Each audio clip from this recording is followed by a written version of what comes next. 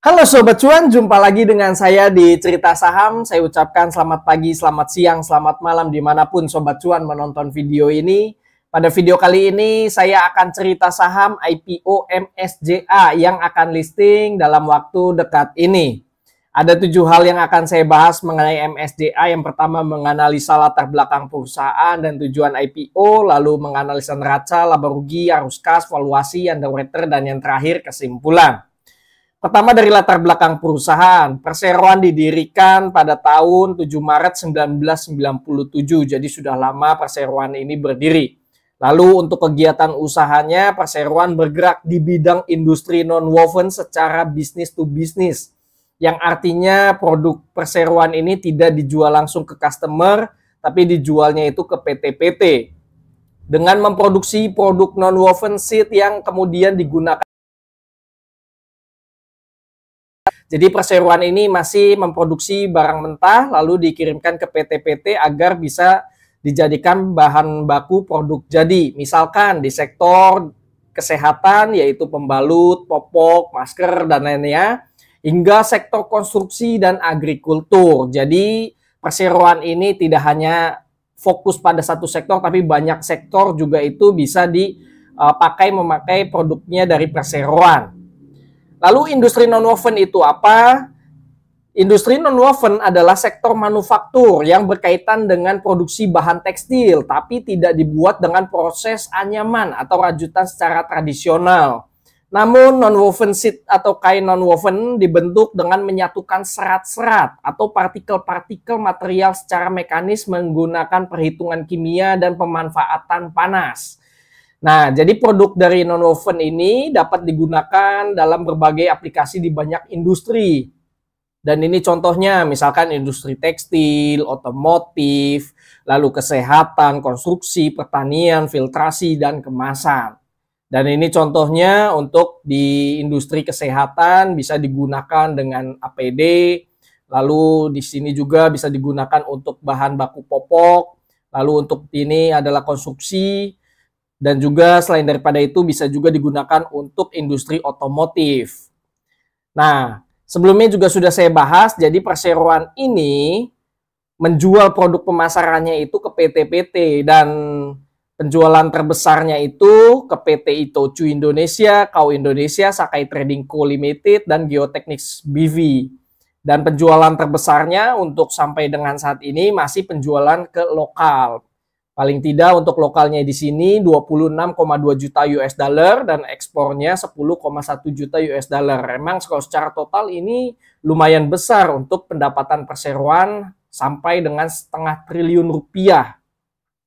Lalu penjualan terbesarnya itu dari sektor personal care dan medical menyumbang 70% pendapatan perseroan, lalu sisanya itu industrial.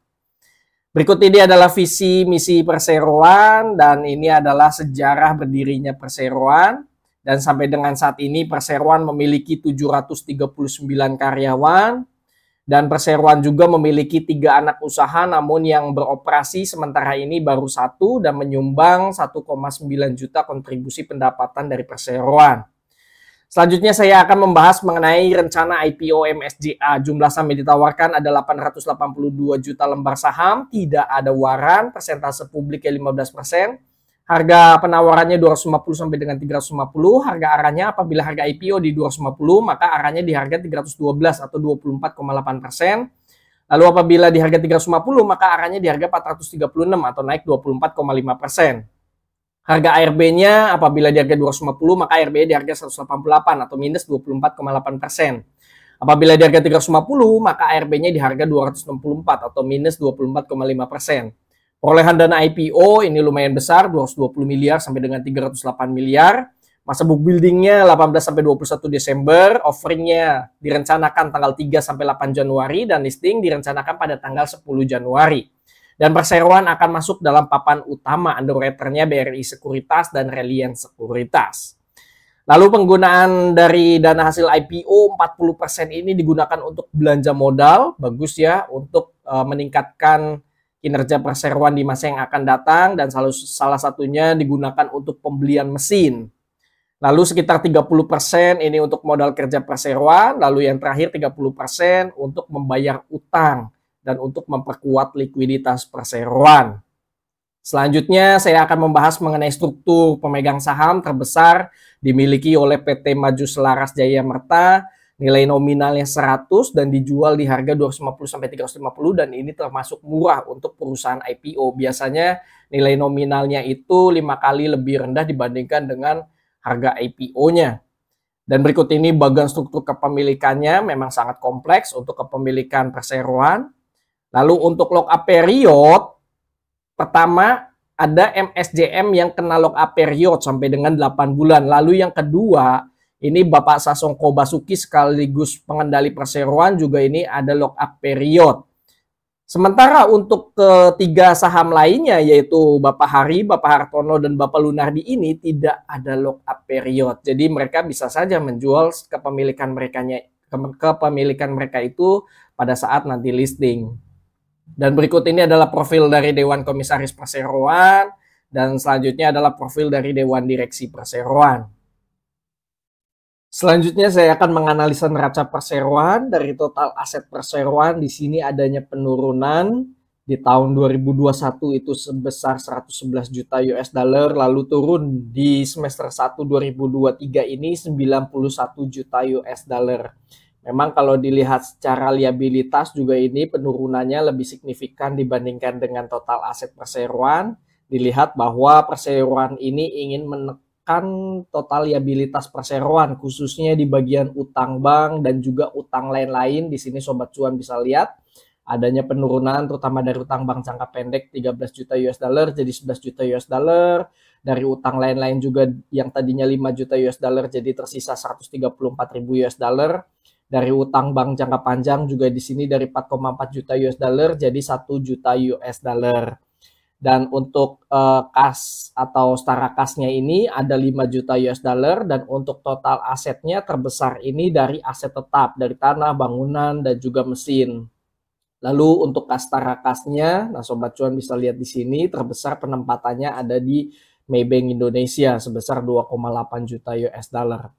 Lalu untuk utang banknya di sini Sobat Cuan bisa lihat terbesar ini dari Bank UOB Indonesia sebesar 7,5 juta US dollar. Maka dari itu perseroan juga dari penggunaan dana IPO ini untuk melunasi beberapa utang bank agar setidaknya ke depannya itu neraca dan likuiditasnya itu akan semakin kuat. Ditambah juga di bagian pos laporan laba rugi perseroan juga setidaknya untuk di bagian beban bunga itu tidak besar dan tidak menekan dari laba perseroan. Untuk di bagian ekuitas di sini adanya kenaikan modal ditempatkan dan di store dari tadi 20,1 juta US dollar jadi 40,9 juta US dollar dan saldo labanya ini tergerus dari yang tadi 31,8 juta US dollar jadi 1,8 juta US dollar. Nah, dari saldo laba ini tergerus karena adanya pembagian dividen sebesar 430 miliar rupiah atau sebesar 28, juta US dollar. Lalu setelah itu adanya peningkatan modal ditempatkan dan di store sebesar 20,1 juta US dollar. Dan perseroan memang ini sering membagikan dividen dari tahun 2021 sampai dengan 2023. Sobat Cuan bisa lihat di sini bahkan di tahun 2022 ini pembagian dividennya sampai dengan 430 miliar rupiah. Lalu untuk dividen ke depannya, perseroan ini berencana akan membagikan dividen maksimal 50%. Namun ini akan dibagikan pada tahun 2025 berdasarkan laba bersih tahun 2024. Selanjutnya saya akan menganalisa laba rugi perseroan. Dari sisi pendapatan memang cenderung adanya kenaikan namun tidak signifikan. Di tahun 2020 73,3 juta US dollar, 2021 77 juta US dollar, 2022 78 juta US dollar dan untuk 2023 ini sebesar 36 juta US dollar. Memang kalau dilihat ini cenderung turun dibandingkan dengan periode sama tahun lalu. Dan di setahunkan pun di sini akan kalah pendapatan di tahun 2023 dibandingkan dengan 2022. Dari sisi penjualan di sini memang terbesar yaitu masih ke lokal sebesar 26,2 juta US dollar dan ekspornya 10,1 juta US dollar dan untuk semester 1 2023 ekspornya terbesar ke Jepang sebesar 5,5 juta US dollar. Dari sisi PT-nya atau pelanggannya ini terbesar ke PT Itochu Indonesia dan juga PT Kau Indonesia Sakai Trading Co Limited. Lalu yang sebelumnya juga sudah saya bahas juga di sini terbesar itu untuk penjualan ke personal care dan juga medical, sedangkan sisanya itu untuk industrial. Dari sisi laba bersih, di tahun semester 1 2023 ini malah cenderung ada kenaikan dibanding dengan periode sama tahun lalu. Apabila disetahunkan, laba bersihnya ini sebesar 7,2 juta US dollar. Selanjutnya saya akan menganalisa arus kas. Dari arus kas aktivitas operasi di sini masih sehat ya, operasionalnya ini selalu menguntungkan, selalu positif. Jadi untuk kebutuhan belanja modal pun itu masih terbuka lebar dan juga untuk menutupi utang pun itu juga masih bisa dilakukan. Terlihat untuk di semester 1 2023 perseroan dari aktivitas operasi di sini ada uang masuk sebesar 5,2 juta US dollar. Lalu untuk investasi di sini ada belanja sebesar 670.000 US dollar. Terlihat dari aktivitas investasi ini terbesar di tahun 2020 dan 2021 sampai dengan 28 juta US dollar. Lalu untuk di bagian pendanaan di sini karena perseroan juga dapat menghasilkan atau menguntungkan di bagian aktivitas operasi, sehingga di bagian pendanaan di sini perseroan juga adanya pembayaran utang. Namun yang sangat disayangkan ini perseroan juga yang sebelumnya sudah saya bahas di sini pembayaran dividennya sampai dengan 31 juta US dollar.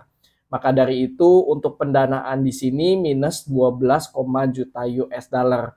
Maka untuk arus kas bersihnya untuk di periode semester 1 2023 di sini adanya penurunan kas dan banknya sebesar 8,3 juta US dollar. Sedangkan di awal tahun itu ada 13,1 juta US dollar, maka kas tara kas pada akhir periode itu ada 5 juta US dollar.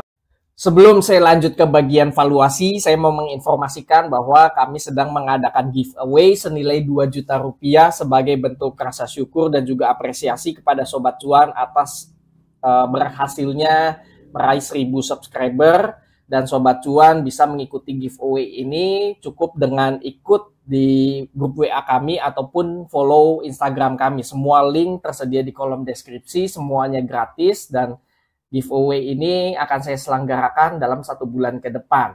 Oke, selanjutnya saya akan ke bagian valuasi. Untuk valuasi, di sini saya ambil laporan keuangan 2023 disetahunkan dan kursnya ini saya ambil di prospektusnya per semester 1 2023 itu sebesar Rp15.026 per US dollar. Untuk total saham beredar ada 5,8 miliar lembar saham, pendapatannya itu 1 triliun rupiah, laba bersihnya ini saya setahunkan itu 100 miliar rupiah. Untuk total asetnya ini 1,3 triliun rupiah, total liabilitasnya 413 miliar. Untuk ekuitasnya di sini saya sudah tambahkan dengan perolehan dana IPO di 250 itu ekuitasnya 1,1 triliun. Apabila di 350 maka ekuitasnya 1,2 triliun. Market cap-nya dari total saham beredar dikalikan dengan harga saham, market cap-nya 1,4 triliun. Apabila di harga 350 maka market cap-nya 2 triliun. Book value-nya perbandingan antara ekuitas dengan total saham beredar, book value-nya 201, apabila di 350 maka book value-nya 216.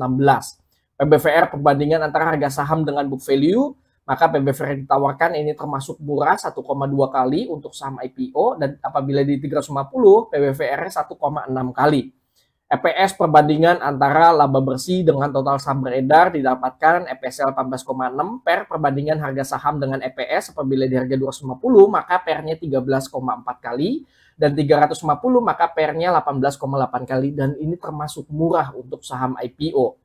ROE perbandingan antara laba bersih dengan ekuitas 1,1 triliun, perseroan dapat meraih laba bersih 109 miliar maka ROE-nya ROE-nya 8,6%. NPM melihat perbandingan perbandingan antara laba bersih dengan pendapatan, melihat rasio profit marginnya dari pendapatan 1 triliun, perseroan dapat membukukan laba bersih 109 miliar, maka NPM-nya 10%. DER melihat antara perbandingan liabilitas dengan ekuitas, perseroan memiliki liabilitas 413 miliar, sedangkan ekuitasnya 1,1 triliun, maka DER-nya 34,9%. Apabila di 350, maka DER-nya 32,5%. Selanjutnya saya akan menganalisa underwriter. Pertama dari Reliance Sekuritas, memang tidak banyak saham yang dibawakan oleh Reliance. Satu tahun hanya membawakan saham satu kali IPO. Di tahun 2021 ini yang sangat disayangkan, ada GTSI. Ini 3 kali ARB, openingnya ARB, closingnya ARB. Namun setelah itu perseroan sudah mulai adanya perbaikan. Di tahun 2022 di sini ada IPO buah. Itu auto reject atau arahnya itu satu kali, openingnya memang kecil 3,6%, namun setelah itu langsung dibawa arah. Untuk Humi juga di sini openingnya masih kita dikasih cuan maksimal ini 20% dan closingnya 2%. Jadi memang semenjak tahun 2022 ini perseroan hasilnya pun ini sudah membaik, tidak seperti sebelumnya yang mengecewakan yaitu ada GTSI. Lalu untuk underwriter kedua di sini ada BRI Sekuritas. Di tahun 2023 ada 3 saham yang dikawal oleh BRI Sekuritas dan semuanya ini memang tidak ada yang mengecewakan. Openingnya ini semuanya naik. Semoga saja MSDA juga sama nasibnya dengan saham-saham sebelumnya. Di sini juga saya akan membandingkan beberapa kompetitor. Untuk di tekstil juga di sini ada IPO, ada Akro juga saya bandingkan. Di sini memang kalau dilihat secara valuasi MSDA ini termasuk murah untuk kategori saham IPO. Terakhir yaitu kesimpulan. Kesimpulan rencana IPO, MSDA secara bisnis itu masih punya ruang bertumbuh. Hal ini dibuktikan dengan meningkatnya pendapatan perseroan dan banyaknya segmentasi kegunaan produk perseroan yang dapat diproduksi dan dijual sehingga tidak hanya bergantung pada satu sektor saja. MSDA secara penggunaan dana IPO termasuk bagus karena sebagian besar dana IPO digunakan untuk belanja modal yang akan digunakan untuk pembelian mesin, pembayaran utang, dan sisanya akan digunakan untuk modal kerja. Sehingga dapat meningkatkan lagi kinerja perseroan di masa yang akan datang. Jumlah saham yang ditawarkan untuk publik termasuk wajar, yaitu sebanyak 8 juta lot. Terlebih tidak ada waran sehingga tidak ada kompensasi cuan dari waran yang dapat mengakibatkan penurunan dari saham. Sayangnya tidak ada lock-up period untuk pemegang saham minoritas, namun untuk pengendali itu ada lock-up period. MSDA akan masuk dalam papan utama. Untuk ringkasan prospektus saya kasih nilai 7,5/10. Kesimpulan laporan keuangan MSDA. MSDA memiliki laporan keuangan neraca yang sehat seiring dengan upaya perseroan untuk menekan liabilitas perseroan, khususnya utang bank, agar dapat memperkuat neraca perseroan dan dapat meningkatkan lagi laba yang dihasilkan agar tidak terbebani dengan bunga utang perseroan. MSDA juga akan mendapatkan dana segar tambahan hingga 308 miliar rupiah dari IPO saham sehingga dapat memperkuat neraca perseroan karena sebagai dana IPO untuk membayar utang perseroan. Untuk laporan laba rugi, MSDA mampu menumbuhkan pendapatannya, namun untuk laba perseroan masih cenderung stagnan. Dengan adanya rencana IPO dan rencana ekspansi yang dilakukan, diharapkan MSDA dapat meningkatkan lagi pendapatan dan laba yang dihasilkan di periode selanjutnya. Untuk laporan arus kas, MSDA masih sehat, perseroan masih banyak ruang untuk bisa melakukan belanja modal dan melunasi beberapa utang di pendanaannya. Dikarenakan kuatnya keuntungan operasional di arus kas operasi. Namun sebelumnya memang perseroan masih butuh sokongan utang bank dibanding dengan setoran modal pemegang saham yang akan digunakan untuk belanja modal yang relatif besar di tahun 2020 dan 2021. Sayangnya perseroan juga ada pembagian dividen yang cukup masif, sehingga menggerus arus kas perseroan. Namun secara keseluruhan perseroan masih kuat secara likuiditas.